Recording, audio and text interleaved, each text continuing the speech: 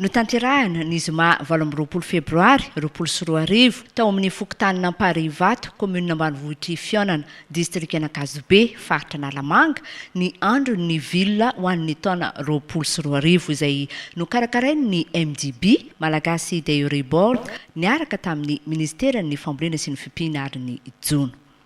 Ambohi-pionan'ireo tantsaha avy amin'ny faritra samihafa mpikambana ao amin'ny MDB sy ireo mpisehatra samihafa eo amin'ny lalam-pirenena ronono ny fokontany Namparivato izay nametrahana ny sahafanehoana ny volovilona ho an'ireo tantsaha manodidina. Fotoana natao indrindra anentanana ireo tantsaha mpamboly sy mpiompy ombivavy ronono mba hamboly vilona hiatohana ny sakafon'ny omby mandavan-taona. Ny vilona no sakafo tsara ahafahan'izy ireo amokatra ronono betsaka sy tsara kalitao. Ny tondrana karazam-bilona sy zezika maro samihafa araka izany ireo tantsaha nandritra ny fampiratiana na raha mpanazavana ho torolalana amin'ny fampiasana izany.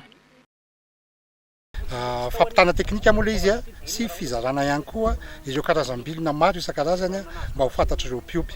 Tsara marihana fa anisan'ny paikady napetraka ho amin'ny fanatsarana ny famokarana ronono hoentina ao amin'ny fahavitana sakafo ara-ronono eto Madagasikara ny fampitomboana ny toerana volena vilona eto Madagasikara. Izay isaorana ny tompona andraikitra mba efa eto amin'ny firenena nanao izany zava-dehibe satria eo anay eo anivon'ny MDB dia efa hatramin'ny taona maro ny tsapanay ny mahazava-dehibe sy mahafototra ho amin'izany fampiakarana ny fahampihanan'ny mpiompy amin'ny alalan'ny famokarana ronono izany ny fambolem-bilona. Ny nitantesantsika teto Andron'ny dia nanao karazam-bilona 5 karazana isika. Karazam-bilona izay mety amin'ny tanety satria volobe natao tamin'ity fotoana ity dia ireo karazam-bilona ireo dia mora atao ary mety tsara amin'ny toetany aty amin'ny faritra Ankazobe.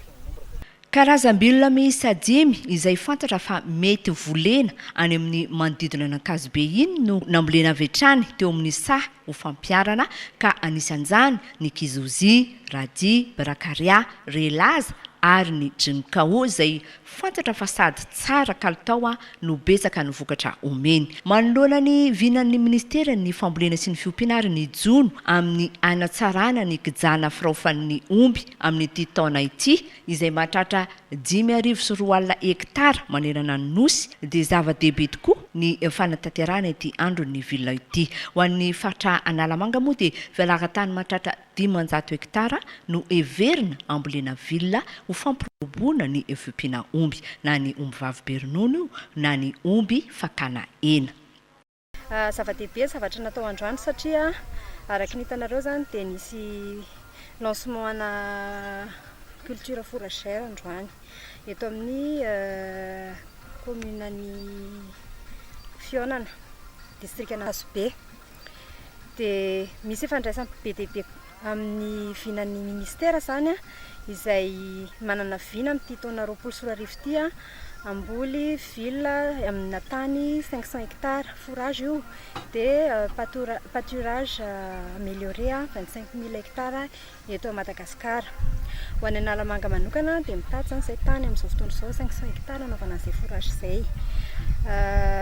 Tamin'ity taona ity moa zany nisy koa ny lancement ny fourrage jinkao izany hoe ny pénicétum izay mahita ahitana hatrany amin'ny 500 tonnes par hectare anatin'ny taona iray.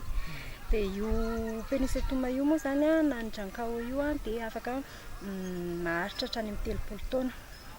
Ny tanjona moa zany dia hoe ny ahafahana mahazo vilona tsara azahoana manome sakafo an'ny omby dia anomaizany ronono tsara kalitao sy betsaka mba anatratrarantsika ny fanjariana ra-tsakafo.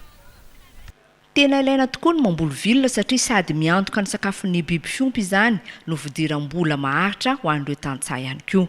Manampy amin'ny fandonahana ny nofotany sy ny fiarovana ny tontolo iainana. Ho an'ny faritra Ankazobe iny izay efa nametrahana ireo lainomby tsara karazana dia ho fanomanana sahady ny sakafo izay mety ho takiana izany omby tsara karazana izany no anaovana ny fambolena vilona 10 000.